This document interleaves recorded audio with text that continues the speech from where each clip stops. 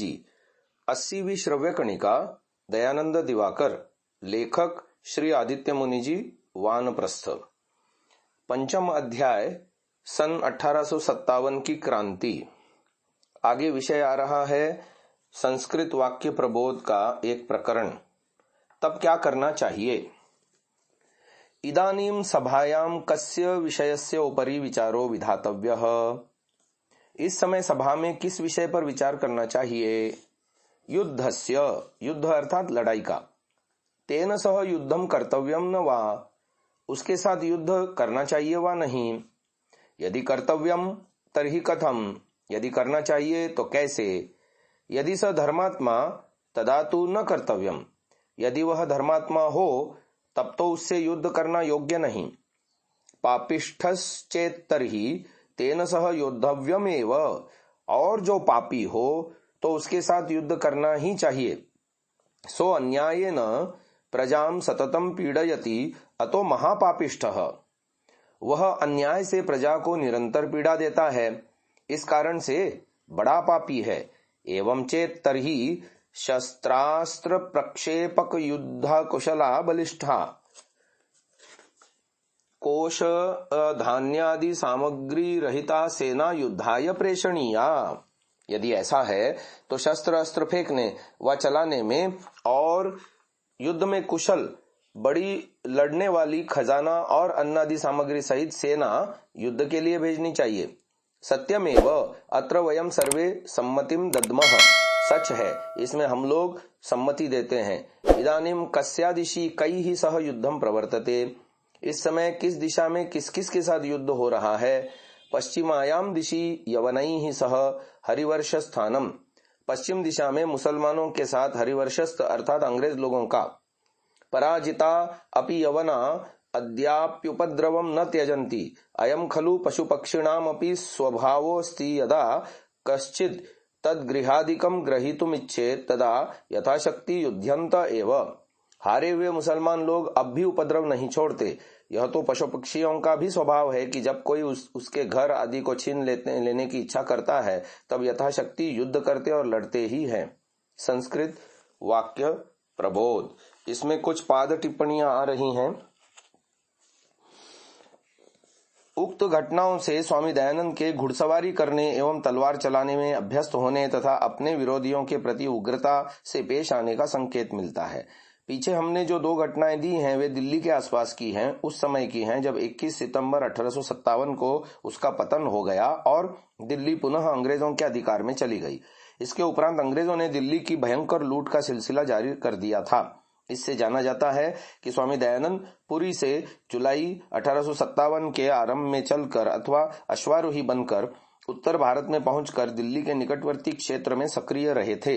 उस समय उनका अश्वारोही बनना एक स्थान से दूसरे स्थान पर शीघ्र गमनागमन के उद्देश्य से और तलवार धारण करना युद्ध के उस वातावरण में आत्मरक्षार्थ हो सकता है। अंग्रेज लोग अपने मनुष्यों पर अत्यधिक कृपा दृष्टि रखते हैं। यदि कोई गोरा या फिरंगी किसी देशी की हत्या कर दे और वह न्यायालय में कह दे कि मैंने शराब पी हुई थी तो उसको छोड़ देते हैं। यह एक बड़ा अन्याय है। यही दशा बिल्कुल दुर्योधन की थी। जब उसकी आंखें अपने नियत स्थान से निकालकर मस्तक पर चली गईं तो राज्य का सत्यानाश हो गया। इस प्रकार यहाँ भी यदि अधिक अन्याय करेंगे तो राज्य अधिक न रहेगा। जैसा कि उन्होंने लखनऊ के बलवे यानी झगड़े में कुछ अंग्रेजों की हत्या के बदले में अनाथ और निरपराध हिंदुस्तानियों को मार डाला। महर्षि दयानंद सरस्वती का जीवन चरित्र, पंडित लेखराम कृत, पृष्ठ संख्या 355। जिस समय यह पुस्तक संस्कृत वाक्य प्रबोध लिखी गई थी उस समय अफगानों के साथ अंग्रेजों का युद्ध हो रहा था। अफगानों के साथ दूसरी लड़ाई सन 1878-69 में तथा तीसरी 1869-81 तक हुई थी। संभवतः यहाँ अफगानों की तीसरी लड़ाई की और संकेत है, क्योंकि यह पुस्तक सन 1880 के फरवरी व मार्च में लिखी गई थी। ये लेख है पंडित युधिष्ठिर जी मीमांसक का। सन 1878 से 79 के युद्ध में अफगान पराजित हो गए थे, परंतु उन्होंने कुछ समय पीछे ही अफगानिस्तान में स्थित अंग्रेज रेजिमेंट लुइस कैवेनरी को मार डाला था। इस पर तीसरी लड़ाई आरंभ हुई। पंडित युधिष्ठिर मीमांसक। ऋषि दयानंद ने यहाँ परोक्ष रूप से गहरी राजनीति का परिचय दिया है और अफगानों की दूसरी लड़ाई में अफगानों से बलात् छीने हुए क्वेटा और बलूचिस्तान की ओर संकेत करके भारत के प्रथम स्वातंत्र्य युद्ध सन 1857 को युक्त बताया है और आगे भी स्वतंत्रता के लिए संघर्ष करते रहने का संकेत दिया है। पंडित युधिष्ठिर जी मीमांसक। अब शीर्षक आ रहा है युद्ध कैसे लड़ें। जब राजा शत्रुओं के साथ युद्ध करने को जावे तब अपने राज्य की रक्षा का प्रबंध और यात्रा की सब सामग्री यथाविधि करके सब सेना यान वाहन शस्त्रास्त्र आदि पूर्ण लेकर सर्वत्र दूतों अर्थात चारों ओर के समाचारों को देने वाले पुरुषों को गुप्त स्थापन करके शत्रुओं की ओर युद्ध करने को जावे। 3 प्रकार के मार्ग अर्थात एक स्थल यानी भूमि में, दूसरा जल यानी समुद्र व नदियों में, तीसरा आकाश मार्गों को शुद्ध बनाकर भूमि मार्ग में रथ अश्व हाथी, जल में नौका और आकाश में विमान आदि यानों से जावे और पैदल रथ हाथी घोड़े शस्त्र अस्त्र और खान पान आदि सामग्री को यथावत साथ ले बलपूर्वक पूर्ण करके किसी निमित्त को प्रसिद्ध करके शत्रु के नगर के समीप धीरे धीरे जावे। जो भीतर से शत्रु से मिला हो और अपने साथ भी ऊपर से मित्रता रखे, गुप्तता से शत्रु को भेद देवे, उसके आने जाने में उससे बात करने में अत्यंत सावधानी रखे, क्योंकि भीतर शत्रु ऊपर मित्र पुरुष को बड़ा शत्रु समझना चाहिए। सब राजपुरुषों को युद्ध करने की विद्या सिखावे और आप सीखें तथा अन्य प्रजाजनों को भी सिखावें।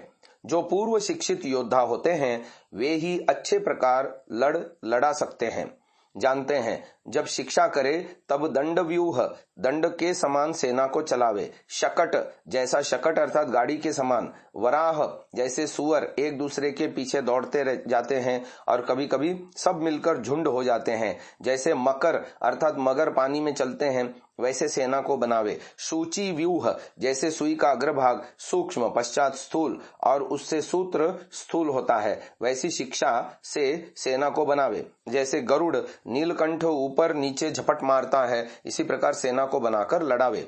जिधर से भय विदित हो उसी ओर सेना को फैलावे। जब सेना के पतियों को चारों ओर रख के पद्म व्यूह अर्थात पद्माकार चारों ओर से सेनाओं को रख के मध्य में आप रहे। सेनापति और बलाध्यक्ष अर्थात आज्ञा के देने और सेना के साथ लड़ाने वाले वीरों को 8 दिशाओं में रखे, जिससे जिस ओर से लड़ाई होती हो उसी ओर सब सेना का मुख रखे, परंतु दूसरी ओर भी पक्का प्रबंध रखे, नहीं तो पीछे व पार्श्व से शत्रु की घात होने का संभव होता है। जो गुल्म अर्थात दृढ़ स्तंभों के तुल्य युद्ध विद्या में सुशिक्षित धार्मिक स्थित होने और युद्ध करने में चतुर भय रहित और जिनके मन में किसी प्रकार का विकार न हो उनको चारों ओर सेना में रखे। जो थोड़े पुरुषों से बहुत के साथ युद्ध करना हो तो मिलकर लड़ावे और कम पड़े तो उन्हीं को झट फैला देवे। जब नगर दुर्ग व शत्रु की सेना में प्रविष्ट होकर युद्ध करना हो तब सूची व्यूह और वज्र व्यूह जैसे दुधारा खड्ग दोनों ओर काट करता है वैसे युद्ध करते जाएं और प्रविष्ट भी होते चलें। वैसे अनेक प्रकार के व्यूह अर्थात सेना को बनाकर लड़ावें। जो सामने शतग्नि यानी तोप व भुषुंडी बंदूक छूट रही हो तो सर्प व्यूह अर्थात सर्प के समान सोते सोते चले जाएं। जब तोपों के पास पहुंचे तब उनको मार व पकड़ तोपों का मुख शत्रु की ओर फेर उन्हीं तोपों से व बंदूक आदि से उन्हीं शत्रुओं को मारे, अथवा वृद्ध पुरुषों को तोपों के मुख के सामने घोड़ों पर सवार कर दौड़ावें और मारे। बीच में अच्छे अच्छे सवार रहें, एक बार धावा कर शत्रु की सेना को छिन्न भिन्न कर पकड़ लें अथवा भगा दें। जो समभूमि में युद्ध करना हो तो रथ घोड़े और पदातियों से, और जो समुद्र में युद्ध करना हो तो नौका और थोड़े जल में हाथियों पर, वृक्ष और झाड़ी में बाण आदि, स्थल बालू में तलवार और ढाल से युद्ध करावें। जिस समय युद्ध होता हो उस समय लड़ने वालों को उत्साहित और हर्षित करे। जब युद्ध बंद हो जाए तब जिससे शौर्य और युद्ध में उत्साह हो वैसे वक्तृत्वों से सबके चित्त को खान पान अस्त्र शस्त्र सहाय और औषध आदि से प्रसन्न रखें। व्यूह के बिना लड़ाई न करें न करावें। लड़ती हुई अपनी सेना की चेष्टा को देखा करें कि ठीक ठीक लड़ती है व कपट रखती है। किसी समय उचित समझें तो शत्रु को चारों ओर से घेर कर रोक रखें और इसके राज्य को पीड़ित कर शत्रु के चारा, अन्न, जल और ईंधन को नष्ट व दूषित कर दें। शत्रु के तालाब, नगर के प्रकोट और खाई को तोड़ फोड़ कर दें। रात्रि में उसको त्रास, भय देवें और जीतने का प्रयास करें।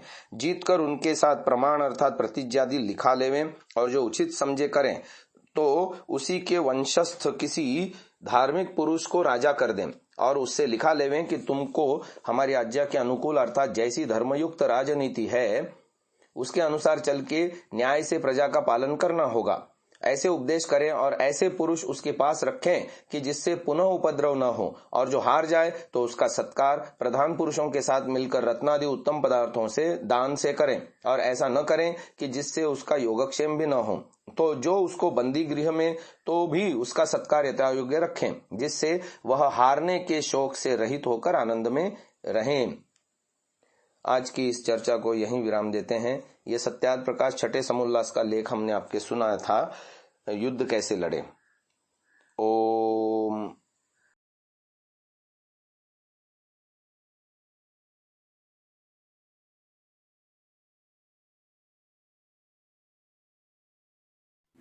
Download Sansa app, Rvirdal app, visit sansa.org, rvirdal.in।